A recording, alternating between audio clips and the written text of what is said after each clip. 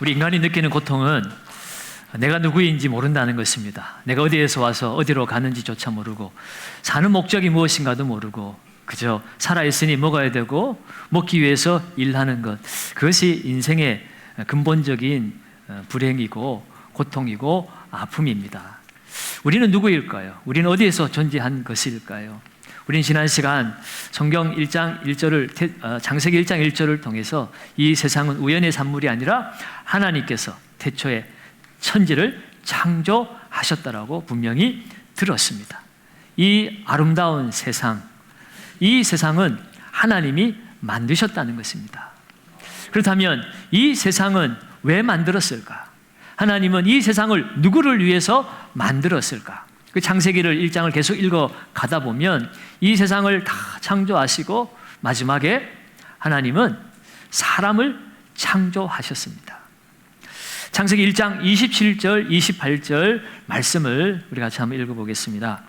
하나님이 자기 형상 곧 하나님의 형상대로 사람을 창조하시되 남자와 여자를 창조하시고 하나님이 그들에게 복을 주시며 하나님이 그들에게 이르시되 생육하고 번성하여 땅에 충만하라, 땅을 정복하라, 바다의 물고기와 하늘의 새와 땅에 움직이는 모든 생물을 다스리라 하시니라. 아멘. 아멘.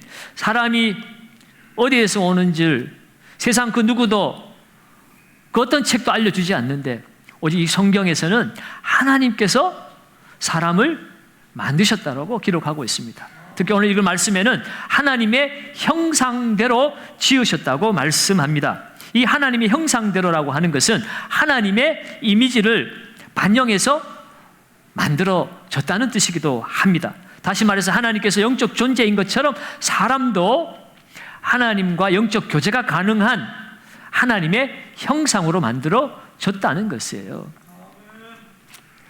그래서 오늘 하나님은 오늘 우리를 만드실 때에 심혈을 기울여서 우리를 아름답게 지으셨습니다.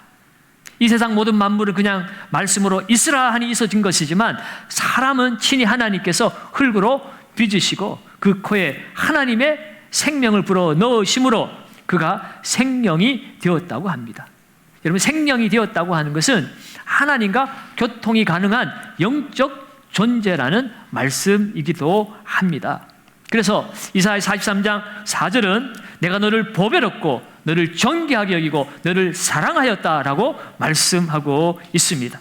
여러분, 무신론자들이 말하는 것처럼 우리가 어느 날 진공 상태에서 큰 대폭발이 일어나서 오랜 시간을 거쳐서 어떤 미생물이 진화해서 그것이 원숭이가 되고 나중에 사람이 되었다 하는, 여러분, 이러한 것은 있을 수 없는 이야기입니다.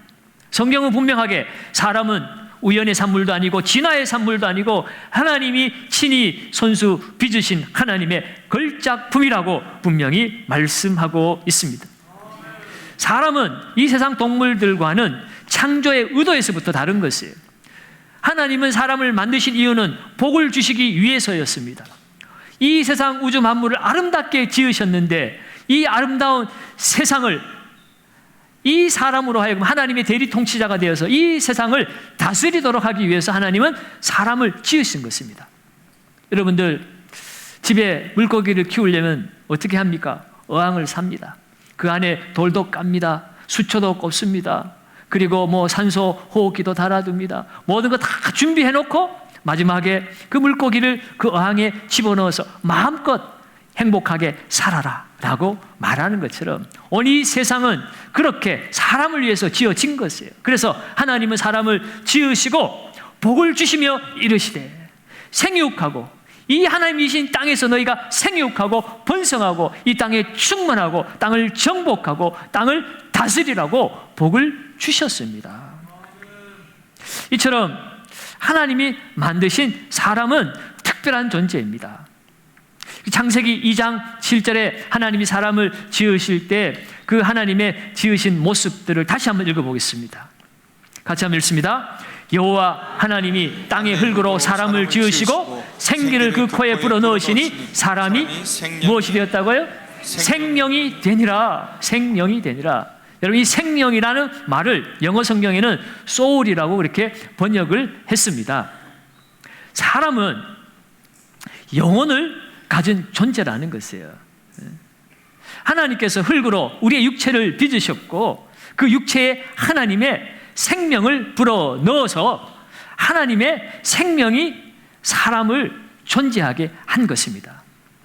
눈에 보이지 아니할지라도 이 영혼이라고 하는 것은 생명을 가진 실체입니다. 이 영혼에 대해서 이해하기 위해서는 하나님이 만드신 세상을 또한 이해를 해야 합니다.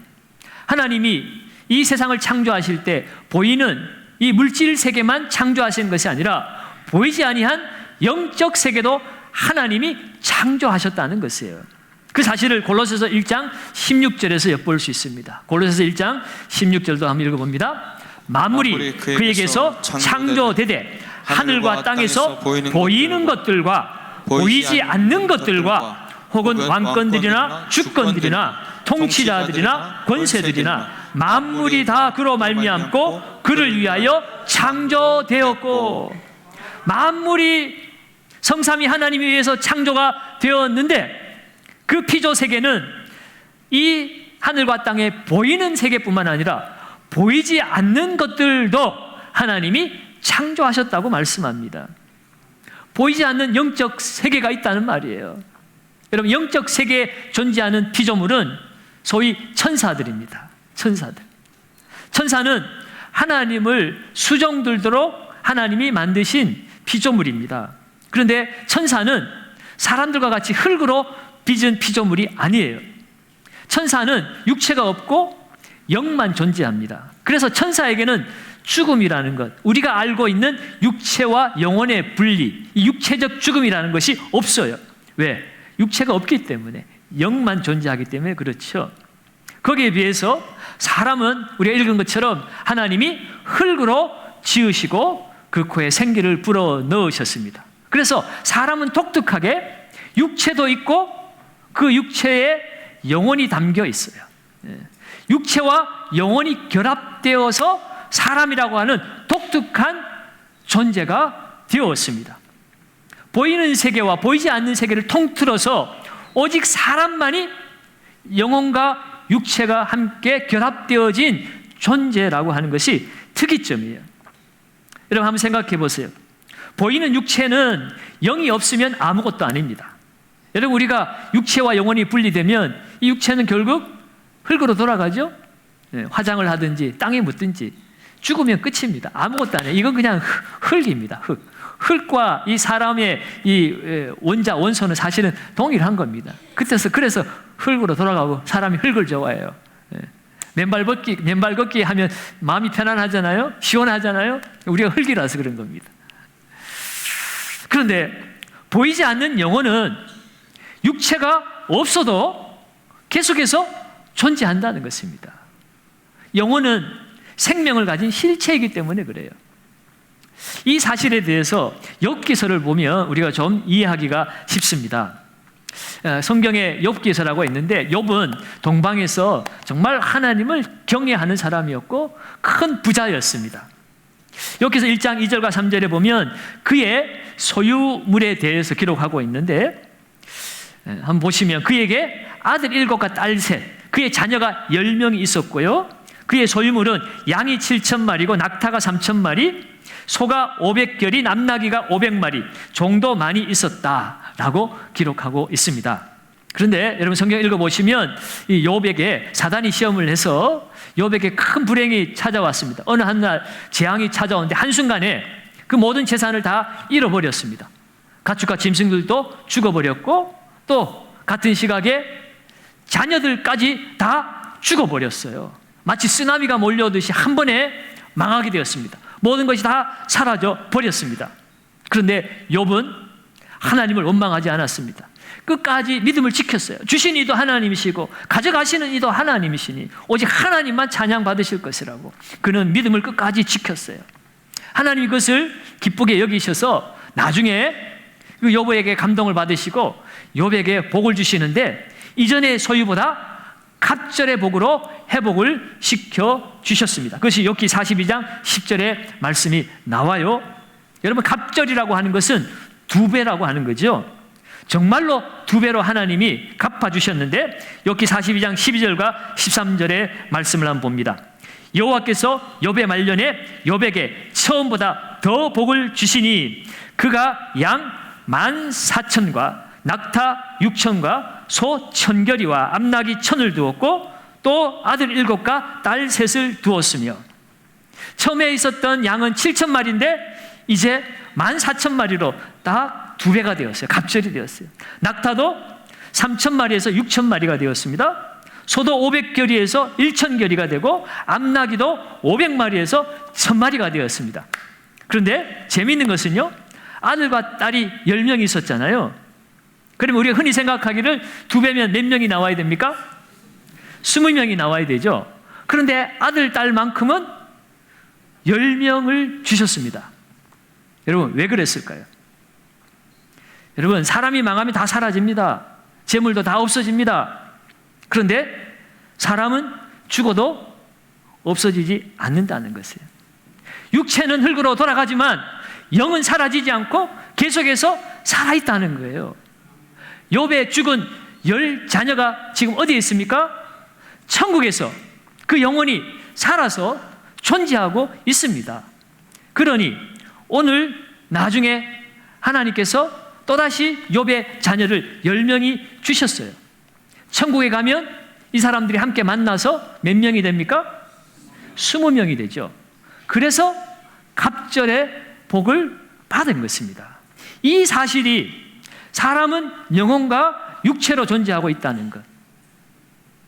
사람이 이 땅에서 죽을 때는 육체와 영혼이 분리되는 사건일 뿐이지 영혼은 계속해서 존재하고 있는 생명이라는 것을 우리에게 알려주고 있습니다. 그러면 여러분, 주님의 재림의 때까지 우리가 온전한 육체의 부활이 있기까지는 이 땅에서의 사람의 본질은 썩을 육체가 아니라 눈에 보이지 않는 영원히 사람의 본질이라는 것이에요. 주님의 재림 때 완전한 육체로 우리가 부활할 때는 그 육체가 본질에 함께 하겠지만, 이 땅에 있는 동안에 이 육체는 사실은 죽으면 썩어 없어질 흙으로 돌아가는 것입니다. 더 중요한 것은 보이지 않는 그 육체 가운데 함께 거하는 영혼이 오늘 우리의 인생의 본질이라는 것이에요. 그렇다면 여러분, 이 땅을 사는 동안 사람은 어떻게 살아야 행복할 수가 있을까요? 사람이 온전한 삶을 살고 행복한 삶을 살기 위해서는 바로 이 영혼과 육체의 기능을 알고 그 기능을 제대로 발휘하며 살아야 한다는 것입니다. 영혼과 육체의 기능은 어떤 것일까?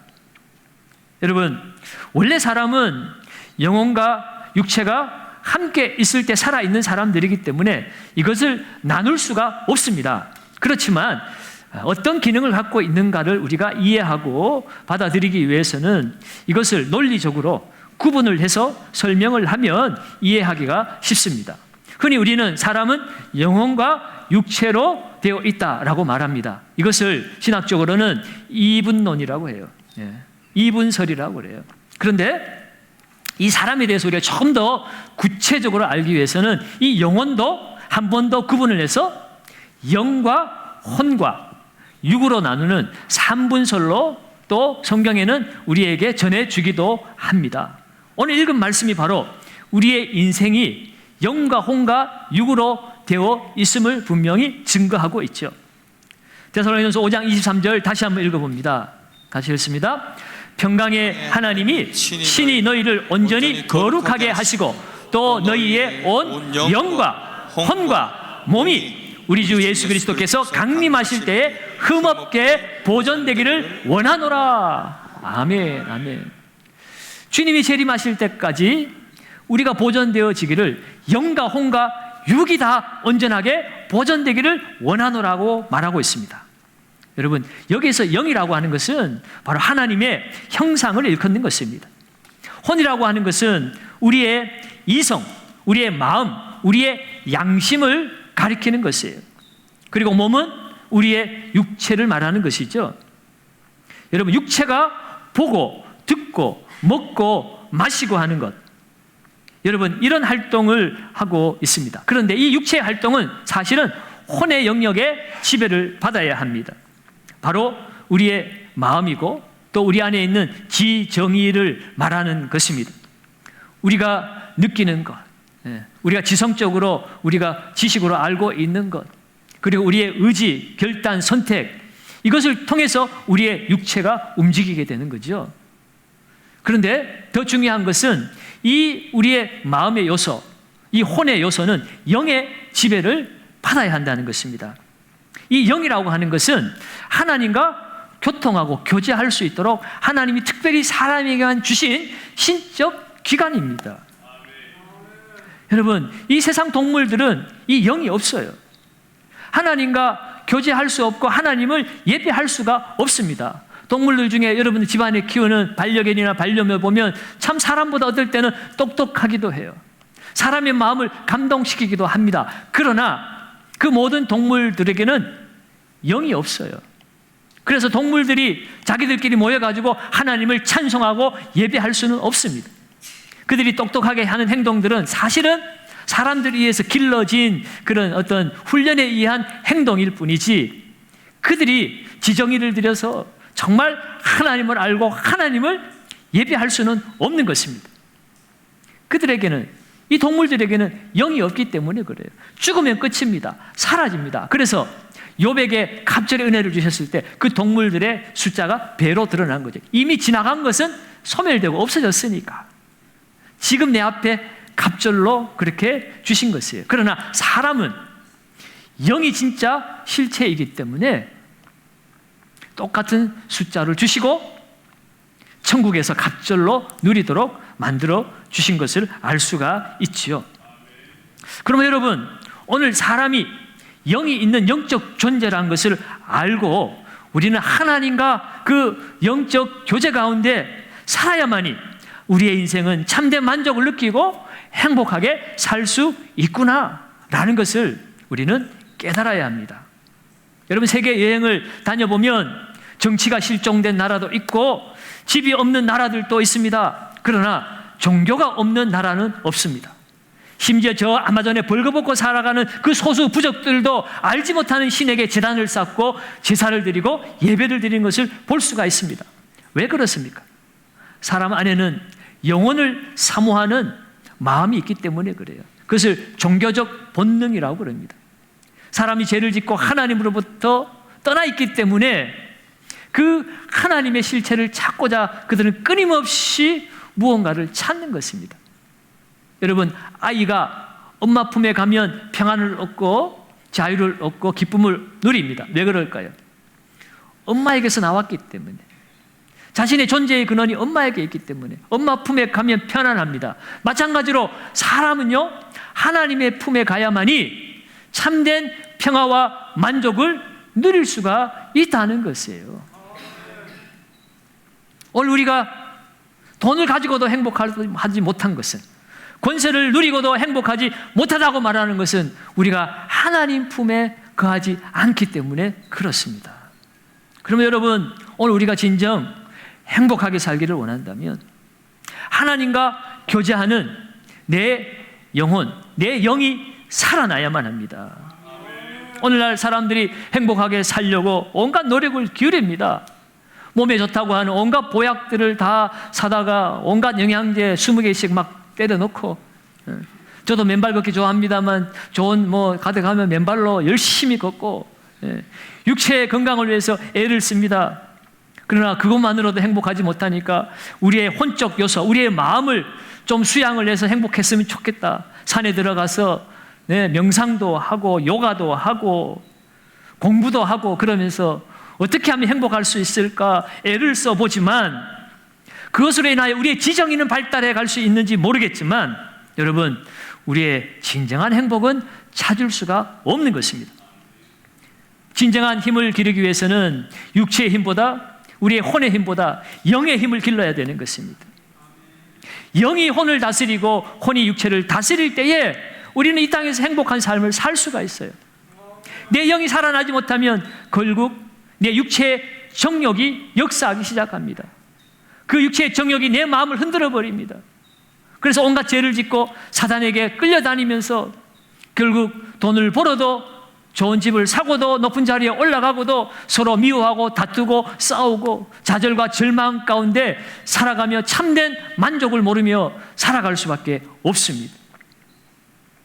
여러분, 앞서 보이지 않는 세계에 하나님이 부리시기 위하여 천사를 만드셨다고 말씀했죠. 여러분, 이 천사들 가운데서는요, 가장 하나님 앞에 사랑받았던 한 천사가 있습니다. 그런데 이 천사가 교만해져서 하나님을 대적하고 하나님께 저주를 받고 세상으로 쫓겨났습니다. 그 쫓겨난 천사가 바로 사단이라고 하고 또는 마귀라고도 합니다. 그리고 그 사단과 함께 힘을 모아서 하나님을 대적하다 같이 쫓겨난 천사들이 있어요. 그것을 오늘 우리는 귀신이라고 얘기합니다. 여러분, 귀신은 사람이 죽어서 한이 있어서 저승을 못 가고 구천을 떠돌아다니는 것이 귀신이 아니에요. 우리를 속이고 우리를 멸망길로 이끌어 가고자 하나님을 대적한 타락한 천사들, 그 귀신들이 우리의 영혼을 멸망으로 이끌어가는 것입니다. 그 사실을 요한계시록 12장 9절에 기록하고 있어요. 요한계시록 12장 9절을 같이 한번 읽어봅니다. 큰 용이 내쫓기니 옛 뱀 곧 마귀라고도 하고 사탄이라고도 하며 온 천하를 깨는 자라. 그가 땅으로 내쫓기니 그의 사자들도 그와 함께 내쫓기니라. 아멘. 온 천하를 깨는 자라고 이야기하고 있어요. 여러분, 쉽게 표현하자면 이 사단은 영적 사기꾼입니다. 거짓으로 사람을 미혹해서 하나님으로부터 멀어지게 만드는 거예요. 하나님이 어디 있어? 죽으면 그만이지. 이 땅에서 잘 먹고 잘 사는 것이 장땡이지. 무슨 수를 써서라도, 사기를 쳐서라도 돈 벌고 그 돈 벌고 그것을 누리며 사는 것이 행복한 거야 라고 말하고 결국 우리로 하여금 멸망길로 이끌어가는 영적 사기꾼인가 동시에 영적 유괴범인 것입니다. 왜냐하면 그 사단을 따라가면 결국 그 끝은 지옥이기 때문에 그래요. 사람들은 귀신이 어디 있어? 라고 말하지만 사실 우리의 삶을 돌아보면 우리는 귀신을 너무나 잘 따르고 살아갑니다. 과학시대에 무슨 귀신이 있냐라고 말하지만 그 위대한 과학자들이요, 인공위성 쏘올리고 로켓 쏘올릴 때 어떤 짓 하는 줄 아십니까? 돼지머리 갖다 놓고 고사지내요.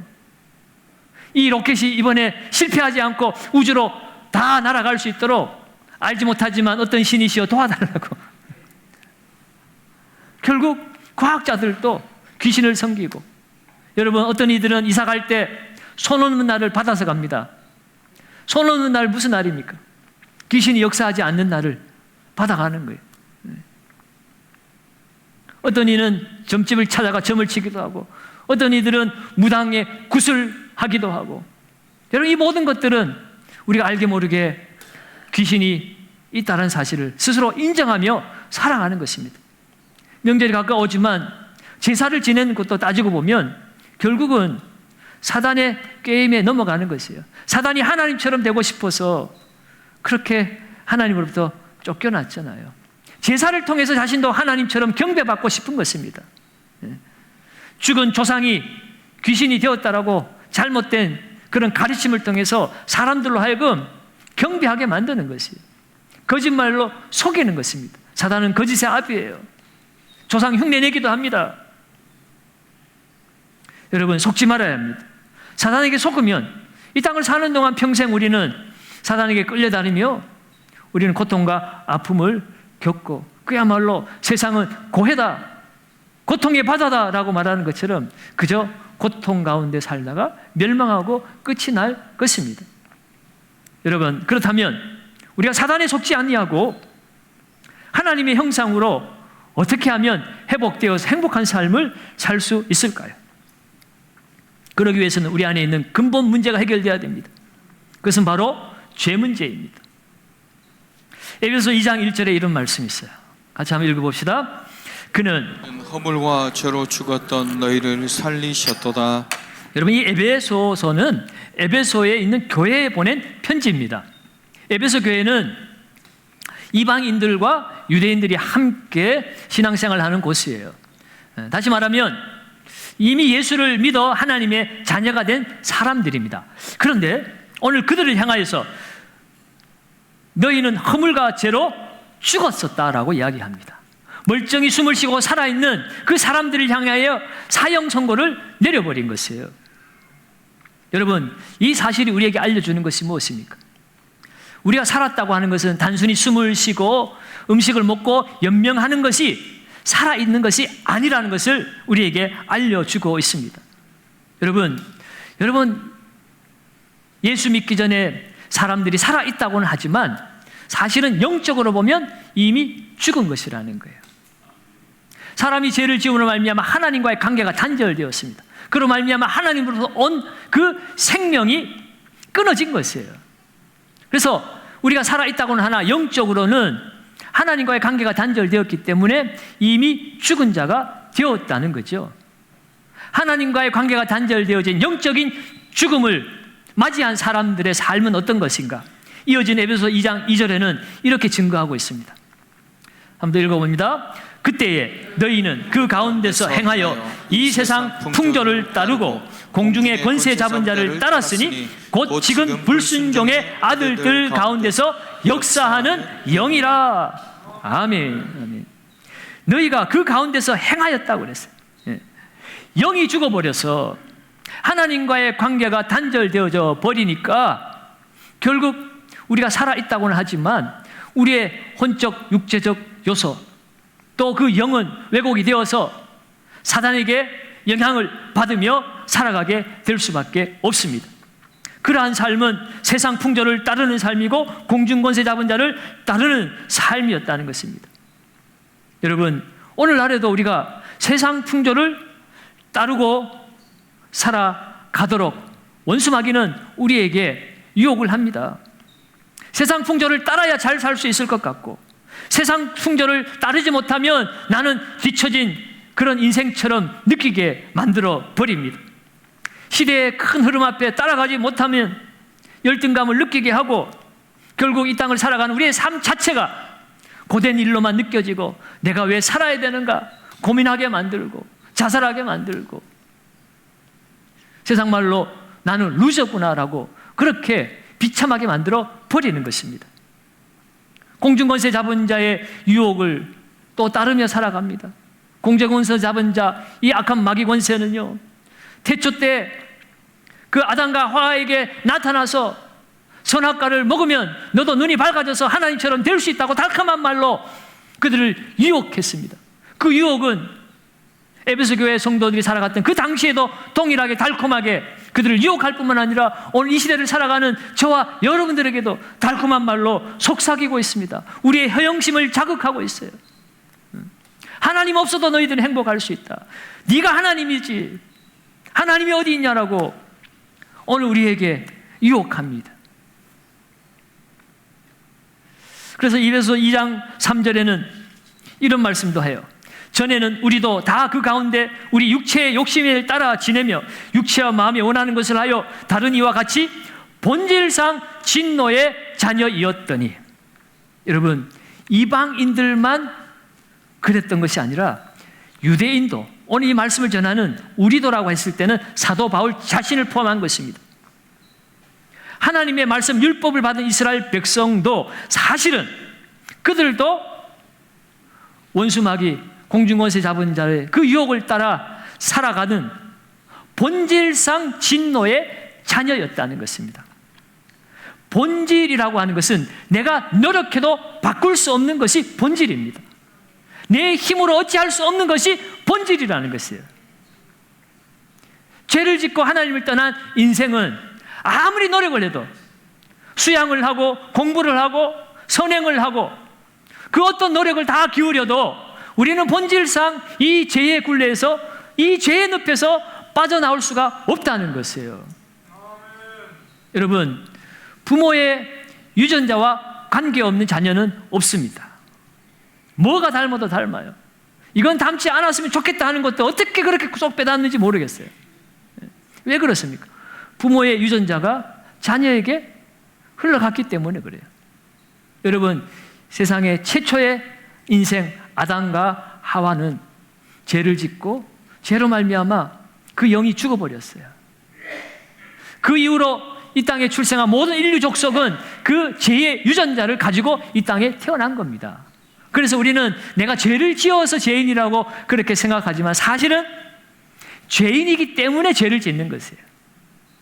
죄 가운데 태어나서 우리가 죄를 짓고 있다는 사실을 잊지 말아야 됩니다. 그래서 본질상 진노의 자녀라는 것입니다. 사랑하는 여러분, 오늘 우리 안에 있는 본질상 우리 안에 있는 이 죄의 문제, 이것을 해결하지 않고는 우리는 이 땅 가운데서 진정한 행복을 찾을 수가 없습니다. 그렇다면 여러분, 오늘 우리는 어떻게 이 죄 문제를 해결할 수 있습니까? 에베소서 2장 4절과 6절 말씀 한번 봅니다. 이 문제가 어떻게 해결되었는가? 같이 읽습니다. 긍휼이 풍성하신 하나님이 우리를 사랑하신 그 큰 사랑을 인하여 허물로 죽은 우리를 그리스도와 함께 살리셨고 너희는 은혜로 구원을 받은 것이라. 또 함께 일으키사 그리스도 예수 안에서 함께 하늘에 앉히시니. 아버지 하나님 감사합니다. 여러분, 오늘 이 말씀을 한번 깊이 묵상해 보세요. 긍휼하신 하나님입니다. 우리는 죄인이고 멸망받아 마땅하지만 하나님 우리를 긍휼하게 여기셨다는 거예요.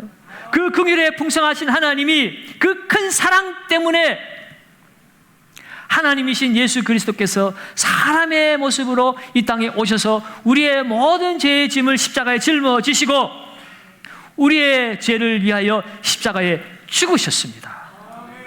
오늘 말씀은 허물로 죽은 우리를 그리스도와 함께 다시 살리셨다고 그랬는데, 죄에 대해서는 우리 주님이 십자가에서 우리와 함께 죽으시고 의에 대해서 주님이 3일 만에 다시 살아나심으로 오늘 우리도 다시 살아나게 되었다는 것입니다. 그래서 너희는 은혜로 구원을 받은 것이라. 그러나 그것으로 끝나지 않습니다. 또 함께 일으키사. 여러분, 우리 주님은 부활하시고 승천하셨습니다. 본래 하나님의 자리로 돌아가셨어요. 그런데 주님만 올라가신 것이 아니라 우리도 함께 일으키셨다는 거예요.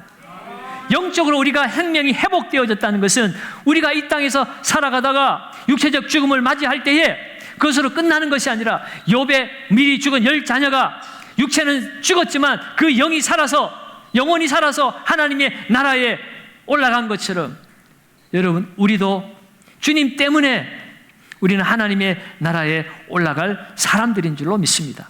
이미 올라가 있는 것입니다. 하나님의 생명책에 기록이 되어 있습니다. 이 땅에 발붙이고 살지만 우리의 신분은 하나님의 자녀가 되어서 죽어도 천국에서 눈을 뜨게 될 사람들이라는 거예요. 여러분, 그것으로 끝나지 않습니다. 하늘에 함께 앉으셨다라고 이야기하고 있어요. 주님이 보좌 우편에 앉으셔서 온 세상 만물을 통치하실 때에 우리도 그 옆에 함께 앉으셨다는 것은 그 주님의 그 통치함에 우리도 함께 참여하게 하셨다는 것이에요. 하나님이 처음 우리를 만드실 때 복을 지어 이르시되 생육하고 번성하고 이 땅에 충만하고 땅을 정복하고 땅을 다스리는 복을 주셨는데 사단에게 게임을 넘어가고 죄를 지음으로 말미암아 그 복이 뺏겨버렸잖아요. 그런데 예수 그리스도 말미암아 이 복이 다시 회복되었기 때문에 여러분, 우리가 죽어서 천국으로 옮겨지는 것으로 만족하는 것으로 끝나는 것이 아니라 이 땅을 사는 동안에도 우리가 멋진 인생을 살아갈 수가 있다는 거예요. 하나님의 자녀의 권세를 가지고 이 세상을 통치하며 살아갈 수 있는 하나님의 그 통치권이 오늘 우리를 통하여 하나님께서 행하게 하시도록 우리를 회복시켜 주신 것입니다. 사랑하는 여러분, 그러므로 여러분, 오늘 우리는 이 땅 가운데 이제는 하나님의 창조의 목적대로 살아야 합니다. 그래야만이 행복할 수가 있습니다. 오늘 창조의 목적이 무엇입니까? 에베소 2장 10절에는 이어서 이렇게 이야기합니다. 같이 한번 읽습니다. 우리는 그가 만드신 바라 그리스도 예수 안에서 선한 일을 위하여 지으심을 받은 자니 이 일은 하나님이 전에 예비하사 우리로 그 가운데서 행하게 하려 하심이니라. 아멘. 우리는 그가 만드신 바라 그랬어요. 만드셨다라는 말은 헬라어로 포이에마라는 말인데 이 말은 걸작품이라는 뜻이에요. 공예가나 예술가가 만들어낸 작품, 그것을 포이에마라 그래요. 여러분, 하나님은 우리를 새로운 작품으로 빚어내셨습니다. 하나님은 우리를 살리시고 우리를 일으키시고 하나님의 그 보좌에 함께 앉히셔서 이제는 세상에 끌려다니고 마귀 권세의 메인 인생이 아니라 이 세상을 정복하고 다스리는 하나님의 자녀의 권세 있는 새로운 피조물로 하나님이 우리를 거듭나게 하셨어요. 우리가 그것이 영적으로 살아났다는 뜻입니다. 그래서 고린도후서 5장 17절에 그런즉 누구든지 그리스도 안에 있으면 새로운 피조물이라. 이전 것은 지나갔으니 보라 새 것이 되었도다. 여러분, 육체는 이전과 동일한 육체인지 모르지만 우리의 영혼은, 우리의 영적인 우리의 모습은 완전히 새로운 것이 되었다는 것입니다. 마귀에게 끌려다니는 인생이 아니라 마귀를 물리치고 이 세상을 정복하고 다스리시는 하나님의 그 창조의 그 통치의 권세 아래 우리가 함께 동참하게 되었습니다. 이제는 그 하나님의 전에 우리에게 계획하셨던 선한 일, 그 일을 행하며 살아가야 되는 것입니다. 그것이 우리의 운명입니다. 그 선한 일을 행하며 살아갈 때 우리가 행복할 수가 있어요. 여러분, 이 선한 일을 단순히 그냥 착한 일, 기부하는 일, 봉사하는 일 이런 정도를 말하는 것이 아니에요. 타락한 우리가 어떻게 선할 수 있습니까? 이 선한 일은 하나님이 의도하신 그 일대로 사는 삶이 선한 일인 것입니다. 하나님이 계획대로, 목적대로 하나님 우리를 만드셔 이 땅에 두신 목적대로 살아가는 것이 선한 일이에요. 하나님은 하나님을 찬송하는 하나님의 영광을 위해서 살아가도 우리를 이 땅 가운데 두셨습니다. 그렇다면 여러분, 먼저 우리는 천국 백성이 되어서 하나님을 예배하며 하나님과 영적 교제를 통하여서 우리의 영이 살아나고 우리의 살아난 영이 우리의 혼을 지배하고 우리의 마음과 생각이 하나님의 말씀 따라 살아가고 그래서 우리의 육체가 거기에 순종하여 움직일 때에 우리는 하나님의 형상으로서 행복한 삶을 살 수가 있습니다. 여러분, 우리 주님이 이 땅에 오신 이유를 요한복음 10장 10절에서는 이렇게 이야기합니다. 내가 온 것은 양으로 생명을 얻게 하고 더 풍성히 얻게 하려는 것이라. 주님이 이 땅에 오셔서 십자가에서 죽으시고 부활하신 것으로 인하여 우리에게 아담이 잃어버렸던 하나님의 영적 생명이 회복되었습니다. 그래서 우리는 살았다고 말하는 것이에요. 허물과 죄로 죽었던 너희가 다시 살아났다고 말하는 것이에요. 그러나 우리가 이 생명을 얻고 그래서 나중에 천당으로 먼 곳으로 옮겨지는 것이 아니라 이 땅을 사는 동안에도 이 생명을 더 풍성하게 누리게 하기 위해서 주님이 이 땅에 오셨다는 것입니다. 사랑하는 여러분, 오늘 주님을 믿고 하나님의 자녀가 된 사람, 그 영이 살아난 사람은 행복한 삶을 살 수가 있습니다. 여러분, 주 예수를 믿으시기 바랍니다. 예수를 믿을 때 우리의 신분이 바뀝니다. 우리의 운명이 바뀌고 우리의 미래가 달라지는 것이에요. 이 땅에 태어날 때는 누구도 선택해서 태어나지는 않았습니다. 선택할 수도 없지요. 그러나 죽음 이후에 내세는 영원한 삶은 오늘 이곳에서 우리의 선택의 결과에 따라 달라지게 되어 있습니다. 여러분, 영원한 것에 투자하시기 바랍니다. 여러분, 노후 준비 잘하고 계시죠? 국민연금, 퇴직연금, 또 부동산, 여러분 그거 노후에 편안하게 살려고 투자하시는 분들 계실 겁니다. 여러분, 그러나 그것이 우리의 노후를 얼마나 지켜주겠습니까? 우리의 노후보다 더 중요한 것은 우리의 사후입니다. 한 번 죽는 것은 사람에게 정해진 것이요, 그 이후에는 심판이 있으리니. 이 자리에 계신 분들 중에 100년 후에도 여기에 살아있을 분이 누가 있을까요? 우리는 100년 안에 다 죽습니다. 죽음 이후에 우리의 생명은 어떻게 될 것인가? 여러분, 우리의 사후에 우리의 행복은 오직 예수 안에 있습니다. 주 예수를 믿으시고 이 땅에서도 하나님의 자녀의 권세를 가지고 멋지게 살다가 죽어도 다시 천국에서 눈을 뜨고 더 이상 눈물도 아픔도 질병도 고통도 없는 천국의 영원한 생명을 누리시며 살아가시는 저와 여러분들 되시기를 예수님의 이름으로 축원드립니다.